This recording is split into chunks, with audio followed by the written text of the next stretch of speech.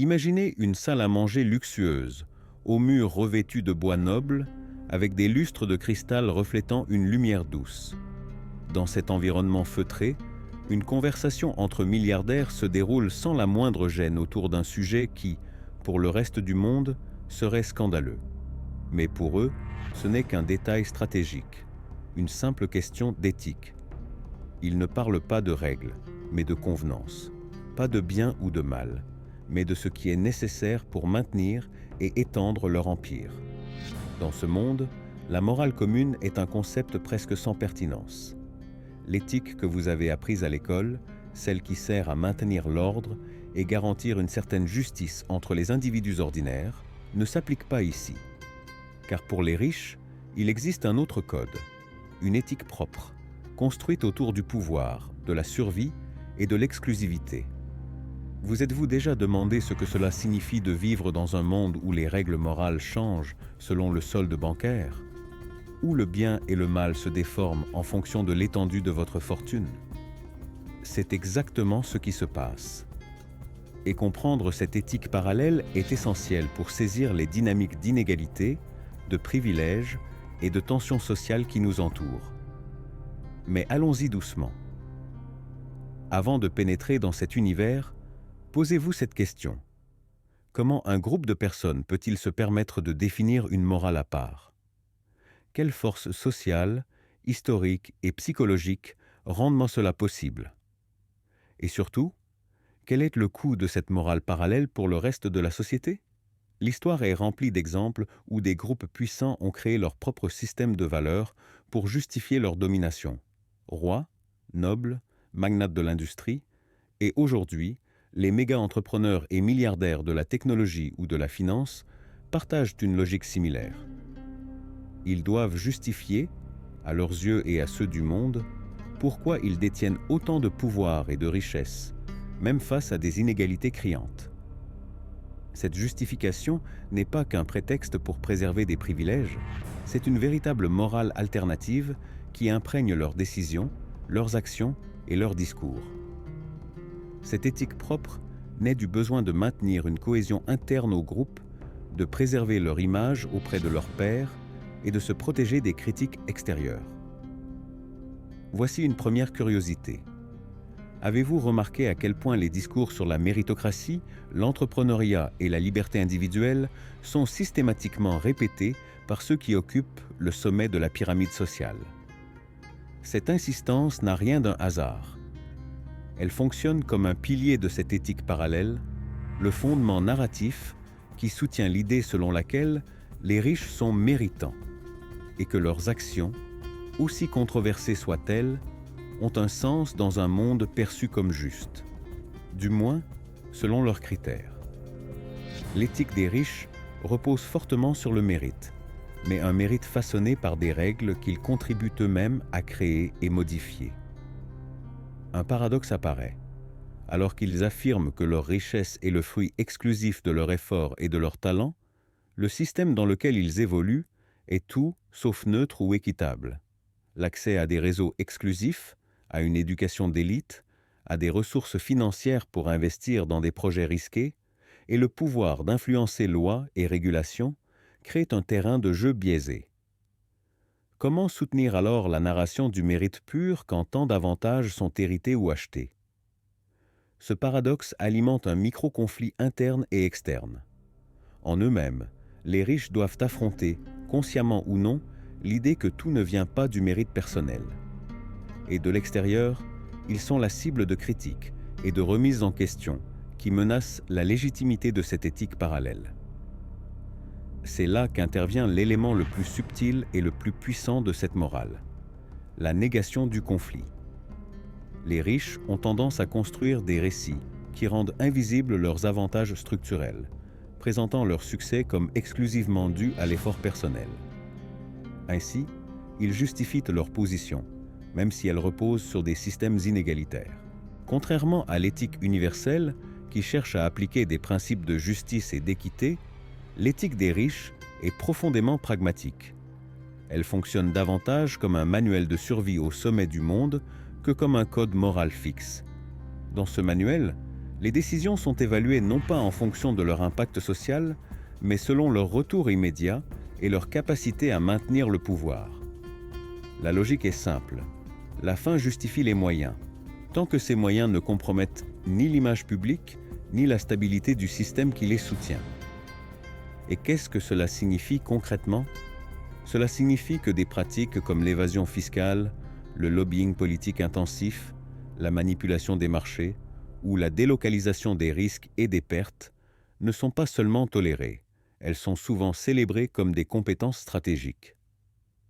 L'émotion qui traverse ces décisions est bien différente de l'empathie ou du sens de la justice que nous associons à l'éthique traditionnelle. C'est une émotion liée à la ruse, au calcul froid, à l'ambition. Même si cette éthique propre des riches est souvent liée à des pratiques discutables, leur réussite sociale dépend en grande partie de la perception publique. Les riches évoluent donc dans un équilibre délicat entre maintenir des pratiques pragmatiques et préserver une image acceptable, voire admirable, aux yeux de la société. C'est là qu'émerge un micro-conflit narratif fascinant. Comment concilier des actions qui bénéficient à une minorité avec une image de responsabilité sociale et de philanthropie? Cette tension donne naissance à des phénomènes comme le capitalisme conscient, la philanthropie d'impact ou encore le marketing social, des façades sophistiquées qui dissimulent des pratiques bien plus complexes et pas toujours éthiques. La morale des riches s'adapte alors, créant des masques qui cachent son véritable visage, tout en préservant sa logique interne. Un autre élément fondamental de cette éthique parallèle est la construction d'un sentiment d'exclusivité et de distance par rapport au reste de la population. Cette distance n'est pas seulement matérielle, elle est aussi morale et émotionnelle. L'empathie, pilier de l'éthique universelle, devient sélective. Pour les riches, la souffrance ou les inégalités peuvent être perçues comme inévitables, voire nécessaires, au bon fonctionnement du système. Ce détachement émotionnel nourrit une éthique de l'indifférence, non par cruauté, mais comme conséquence logique d'une vision du monde qui valorise l'individualisme et la réussite personnelle avant tout. À mesure que le fossé entre riches et pauvres se creuse, l'éthique propre des riches devient un terrain de plus en plus controversé et contesté. Cette morale à part ne fait pas que perpétuer les privilèges. Elle défie les fondements même d'une société juste et cohérente. Peut-on reconstruire une éthique qui dialogue avec toutes les couches sociales? Qui conteste le code des riches sans ignorer leur influence et leur responsabilité? Ces questions ne relèvent pas uniquement de la philosophie. Elles sont urgentes, car l'avenir de nos démocraties et de notre tissu social dépend des réponses qu'on leur apporte. Et voici le lien qui nous projette vers la suite de notre réflexion. Comment, exactement, cette éthique parallèle se manifeste-t-elle dans le quotidien des riches? Quels principes la soutiennent? Et comment façonne-t-elle le monde tel que nous le connaissons? Imaginez la scène. Une réunion à huis clos dans un gratte-ciel, les fenêtres reflètent un ciel gris, tandis qu'à l'extérieur, des milliers de personnes font la queue pour une consultation médicale ou attendent un bus bondé. À l'intérieur de cette salle, des cadres discutent de stratégies qui peuvent impacter la vie de ces mêmes personnes, mais pas parce qu'elles sont leurs préoccupations, plutôt parce que cela peut affecter le bilan financier de l'entreprise.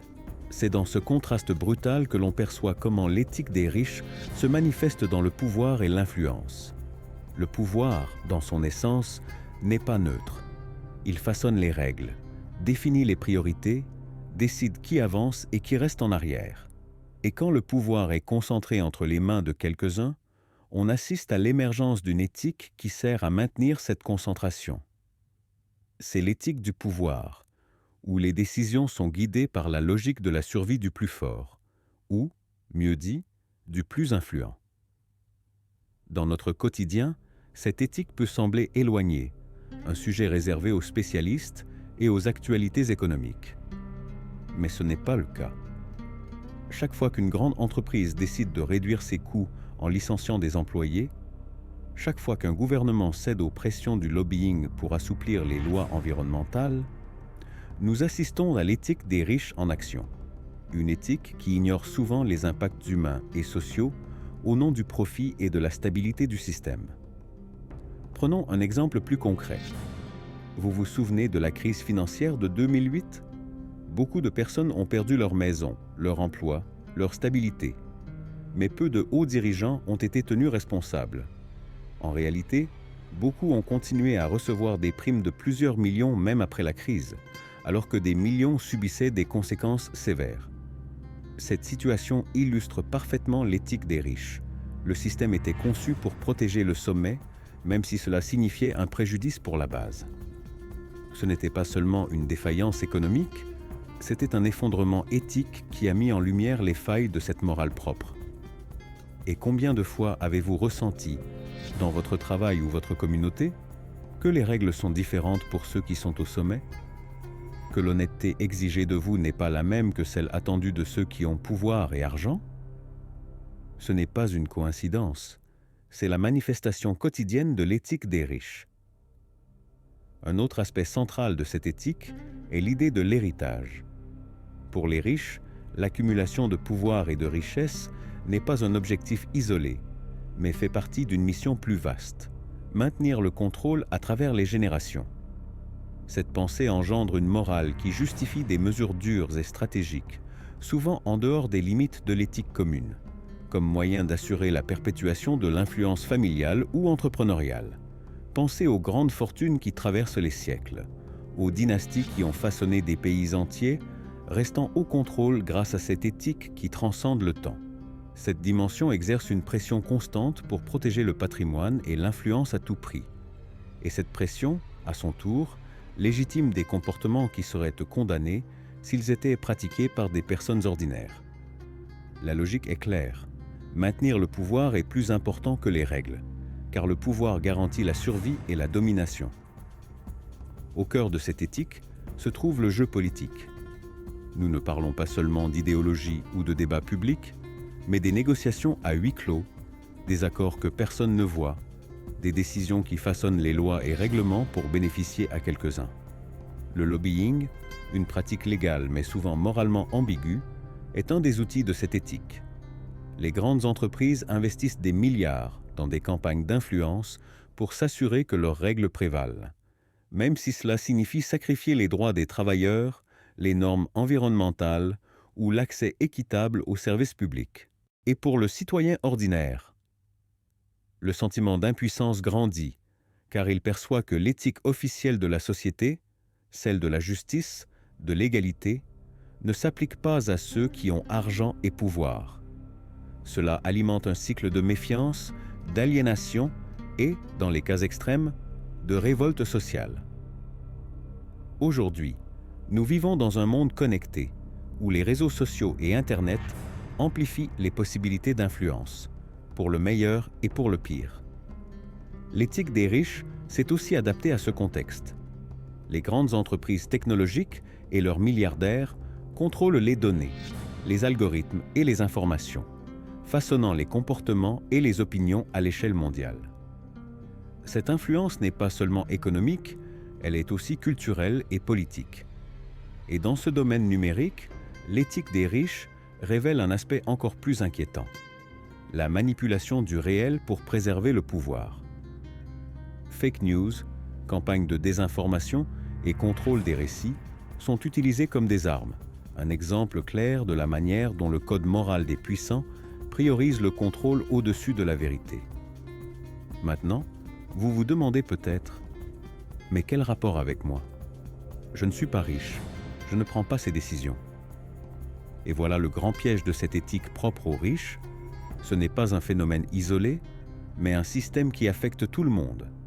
Chaque politique publique qui ignore les besoins de la population, chaque loi façonnée par des intérêts privés, chaque marché manipulé par de grands groupes impacte directement votre vie, votre communauté, votre avenir. Quand l'éthique des riches définit les règles, vous êtes placé sur un échiquier où les chances ne sont pas égales.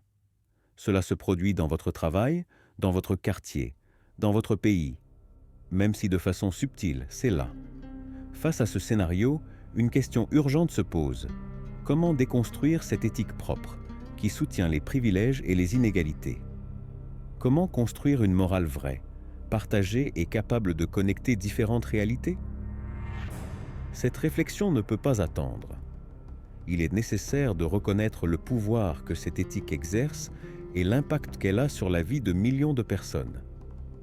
Il faut aussi penser à des alternatives qui favorisent la justice, l'équité et l'empathie, des valeurs qui semblent aujourd'hui de plus en plus éloignées du monde des puissants.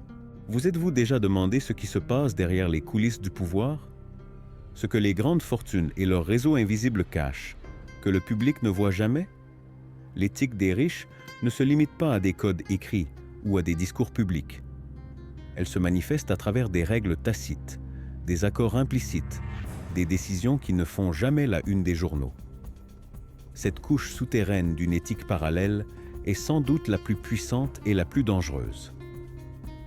Ce sont des codes invisibles qui régulent les comportements et décisions au sein des cercles du pouvoir, souvent avec des conséquences profondes pour le monde extérieur. Mais quelles sont ces règles? Qui les détermine? Et surtout, comment affectent-elles la vie de ceux qui ne font pas partie de ce cercle? Au sommet, ce qui ne se dit pas a autant ou plus d'importance que ce qui est dit.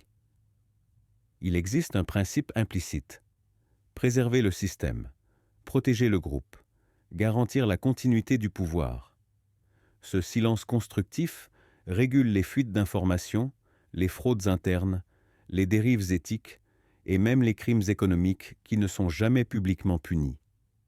Vous êtes-vous déjà demandé pourquoi tant de crises impliquant de grandes entreprises ou des élites politiques semblent se résoudre en interne, avec peu ou pas de véritables sanctions?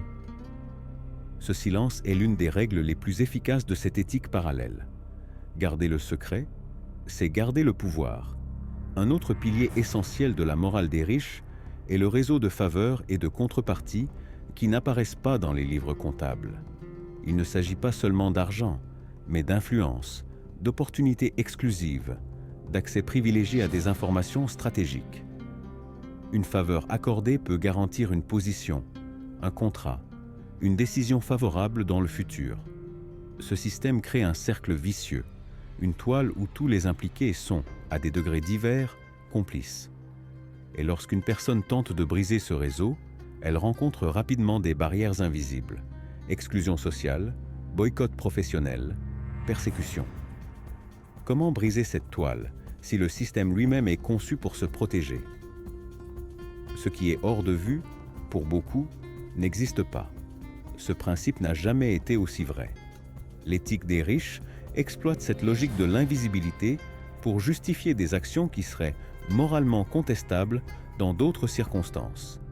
Lorsque de grandes fortunes évoluent dans des zones obscures comme les paradis fiscaux, les offshore ou les holdings complexes, elles opèrent dans un univers parallèle où les règles légales et éthiques communes perdent leur sens. Combien de fois vous êtes-vous demandé où va cet impôt qui semble ne jamais arriver au service public? Ou comment il se fait que des corporations paient moins d'impôts que des travailleurs ordinaires? Et si je vous disais que, pour l'élite, le chaos social n'est pas un problème, mais un outil? Oui, l'éthique des riches inclut, dans bien des cas, l'acceptation et même la stimulation d'instabilité contrôlée. La peur, l'incertitude, l'inégalité extrême peuvent être utilisés pour faire fonctionner le système en leur faveur. Le contrôle s'exerce davantage par le maintien d'un ordre apparent que par une justice réelle. Cette morale permet-elle que la souffrance de la majorité soit considérée comme un prix acceptable pour le maintien du pouvoir de quelques-uns?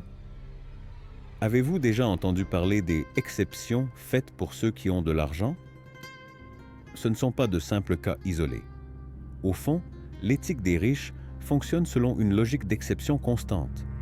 Les lois sont interprétées, assouplies ou simplement ignorées lorsque le pouvoir et l'argent sont en jeu. La prison, la punition, la censure, tout cela devient élastique pour favoriser ceux qui possèdent l'influence. Comment percevez-vous une justice qui s'adapte pour protéger certains et punir d'autres? Cette éthique parallèle n'est pas un problème limité au groupe des riches. Elle résonne dans toute la société. Inégalité croissante, méfiance envers les institutions, érosion des valeurs démocratiques, exclusion sociale. ce sont des effets directs et visibles de ce système. Et la question qui demeure est: comment pouvons-nous rompre ce cycle sans comprendre profondément les règles non écrites qui soutiennent le jeu?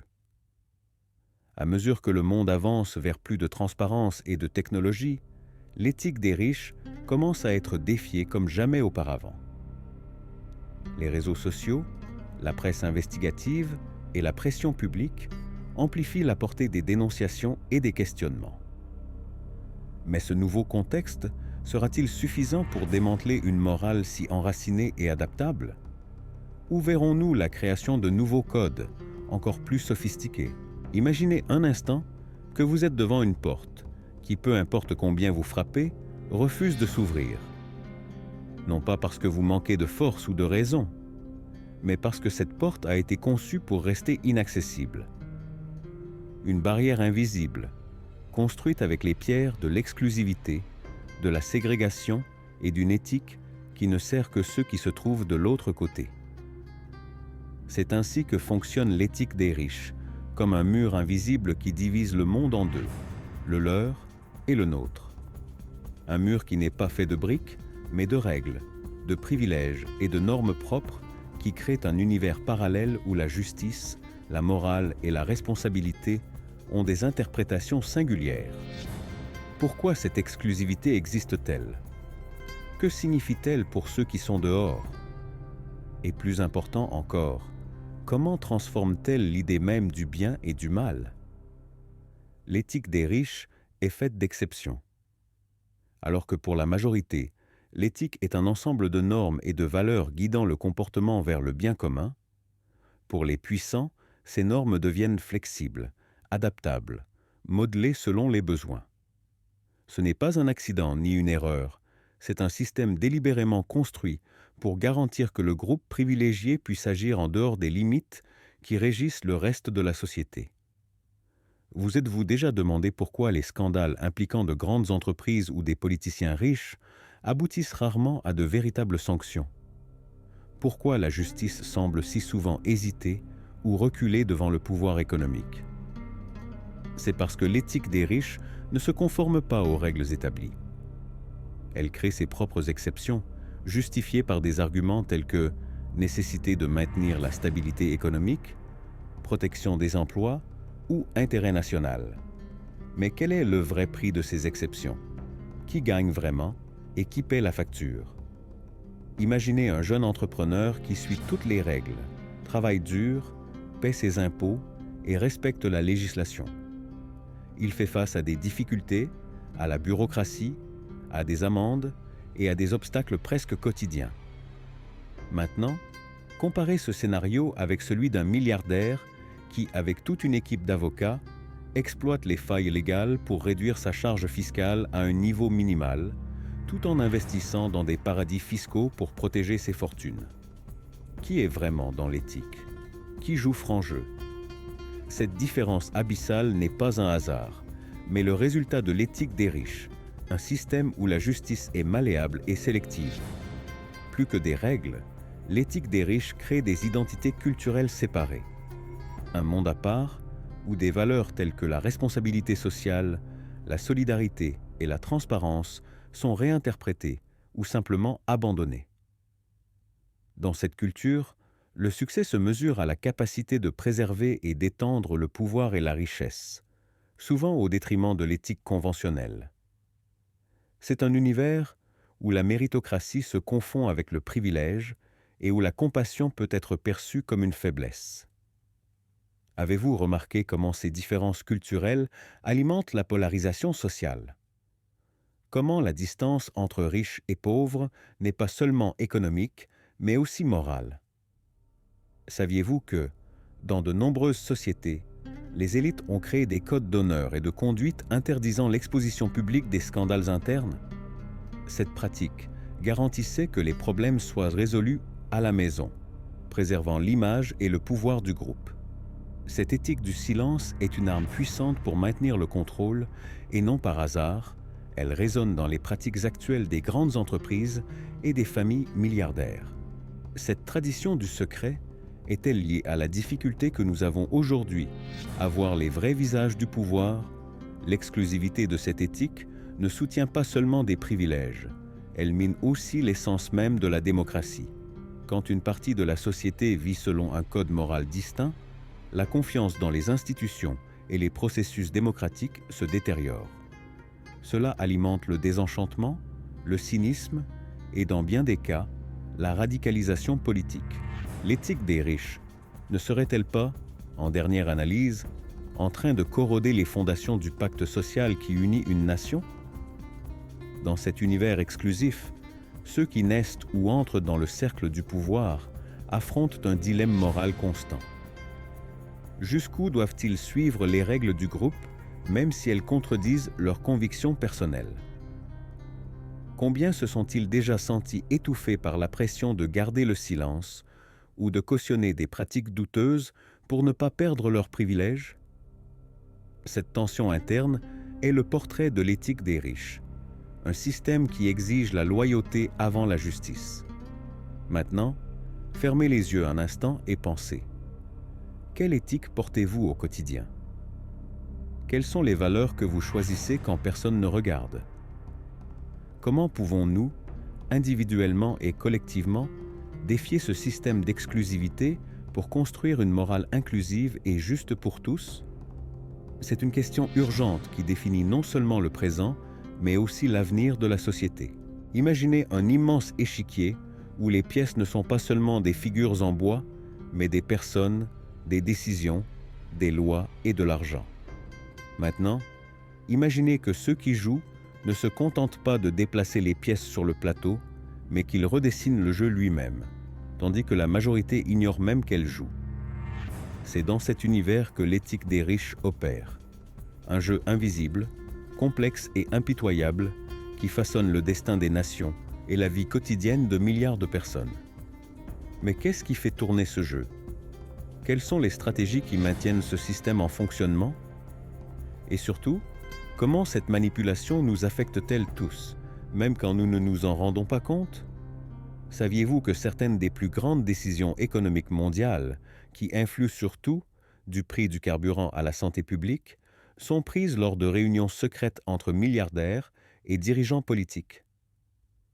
Ces rencontres, souvent dissimulées sous le voile de conférences privées ou de forums exclusifs, sont le théâtre où l'éthique des riches devient action concrète.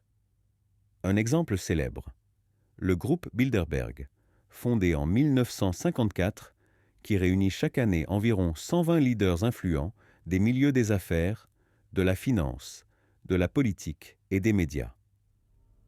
Là-bas, décisions et alignements stratégiques se font à l'abri des regards du public, influençant les politiques économiques et sociales à l'échelle mondiale.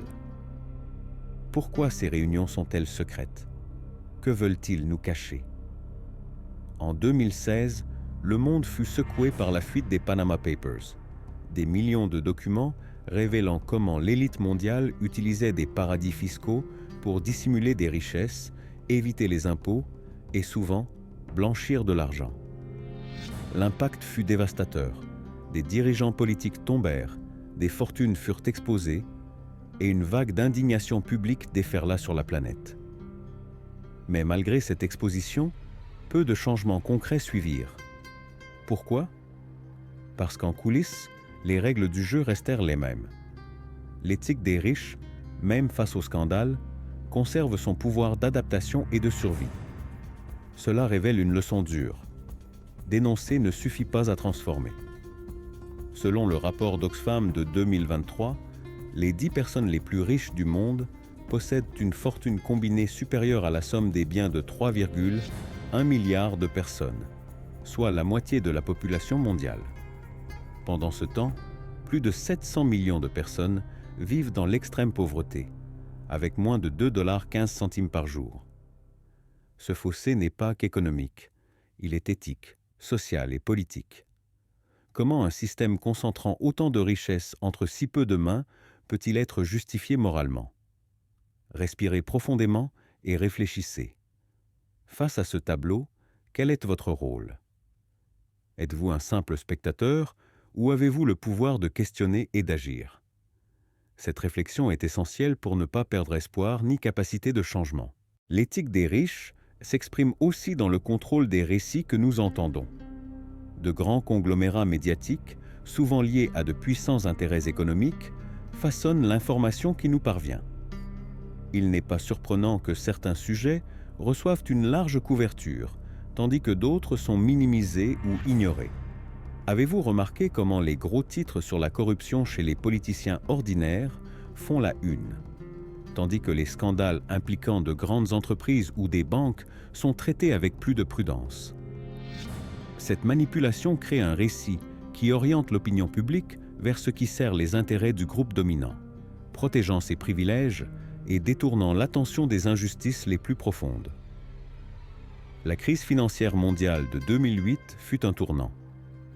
Tandis que des millions de personnes perdaient qu'à leur maison, leurs emplois et leurs économies, les banques responsables recevaient des sauvetages financiers à milliards payés par l'argent public.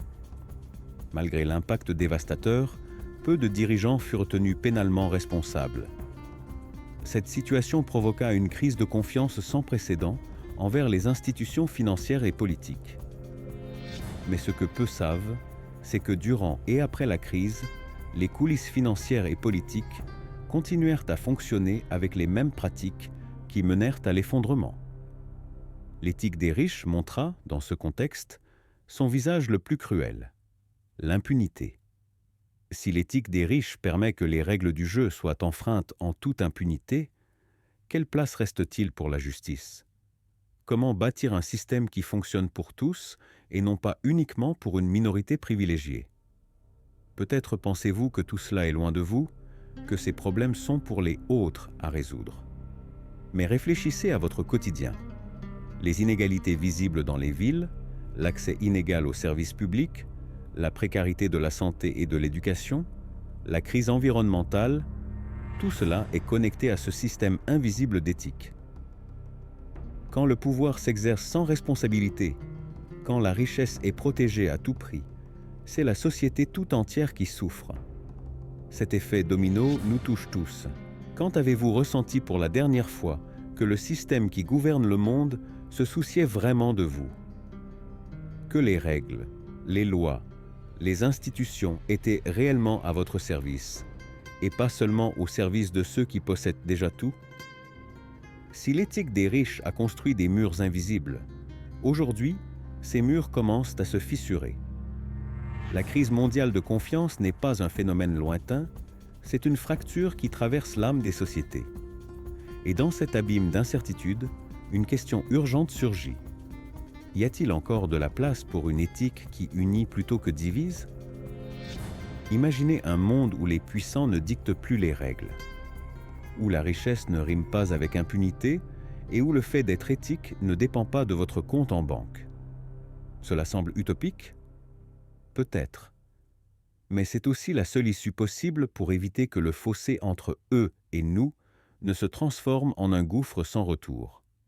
La question est, comment rompre avec cette éthique qui protège les riches, justifie leurs privilèges et ignore les souffrances de millions de personnes? Avez-vous remarqué combien le discours sur la responsabilité sociale et l'éthique des entreprises paraît beau sur le papier, mais se traduit rarement en actions concrètes? Les grands conglomérats annoncent des programmes de durabilité, de philanthropie et de diversité, mais continuent à opérer sur des marchés qui exploitent les travailleurs, détruisent l'environnement et perpétuent les inégalités. C'est le paradoxe de l'éthique des riches. Alors qu'ils proclament des valeurs élevées, leurs pratiques cachent des intérêts obscurs. Ce conflit entre apparence et réalité est une plaie ouverte dans le tissu moral de la société contemporaine. Dans votre communauté, qui respecte vraiment les règles? Le voisin qui observe les heures de silence? Le conducteur qui s'arrête au feu rouge? Ou les grands conglomérats qui évitent les impôts, exploitent les failles juridiques et manipulent les marchés? Cette interrogation révèle une vérité dérangeante. Les règles du jeu ne sont pas les mêmes pour tous. Et cette disparité alimente ressentiment, révolte et souvent une méfiance généralisée.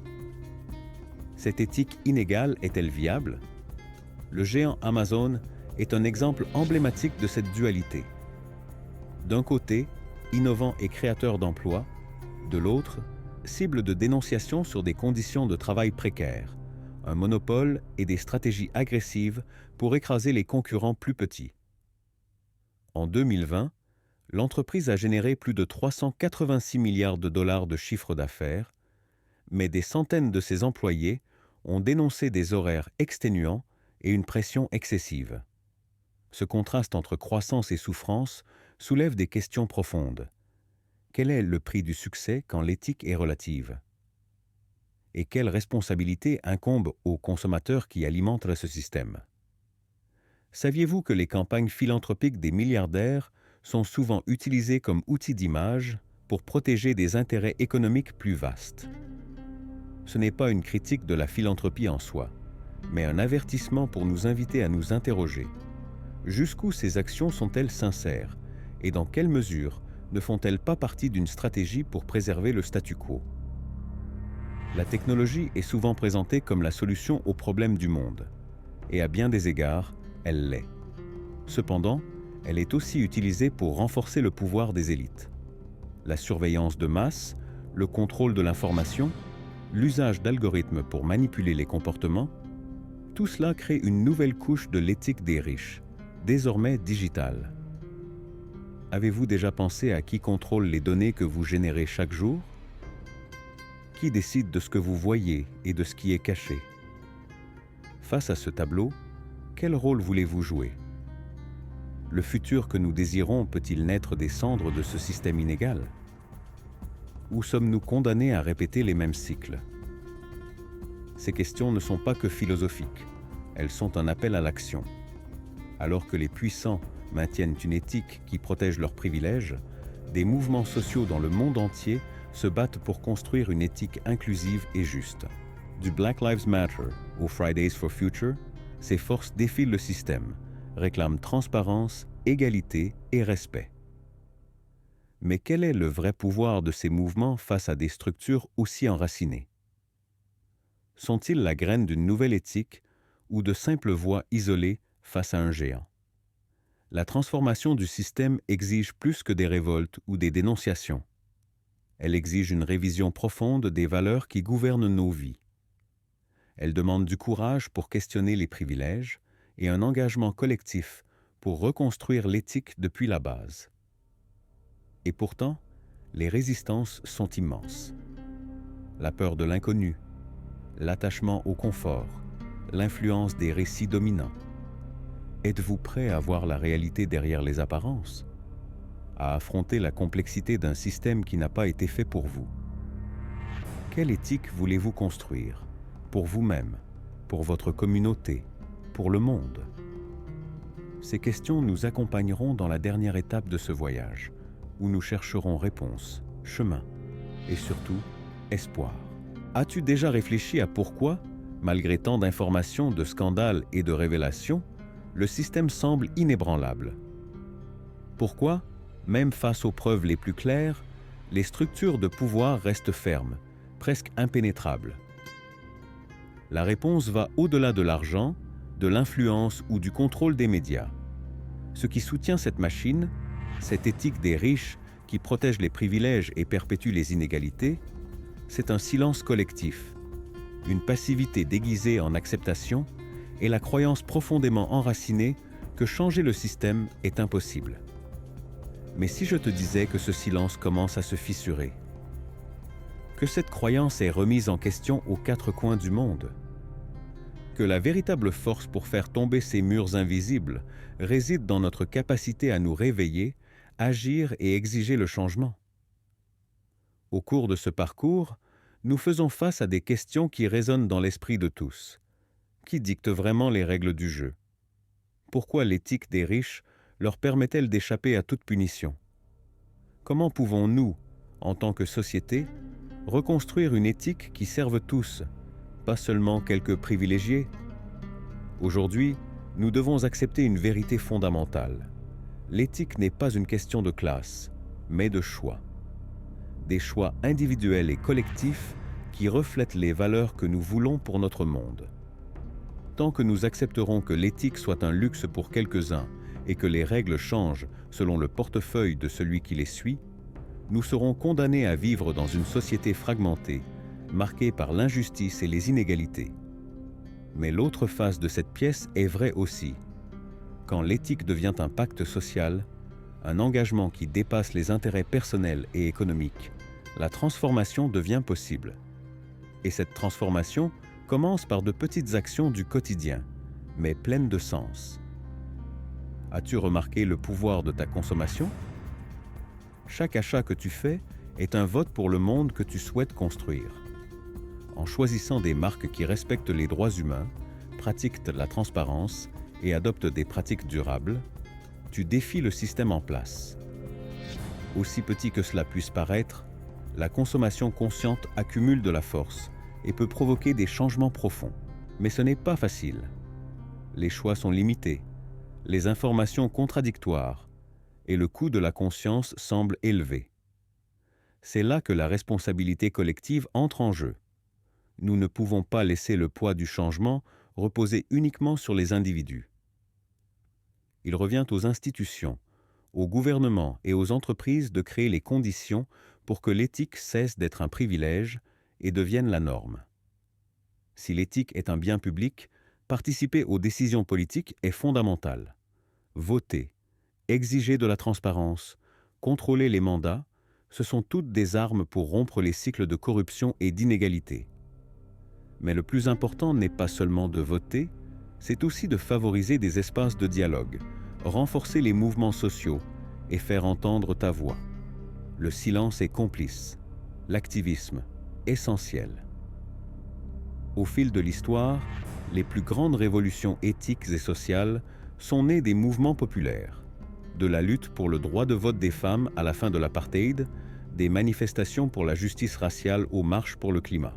Ces exemples montrent que, lorsque les gens s'unissent autour d'un objectif commun, même les structures les plus rigides peuvent vaciller. Mais pour réveiller cette force, nous avons besoin de connaissances.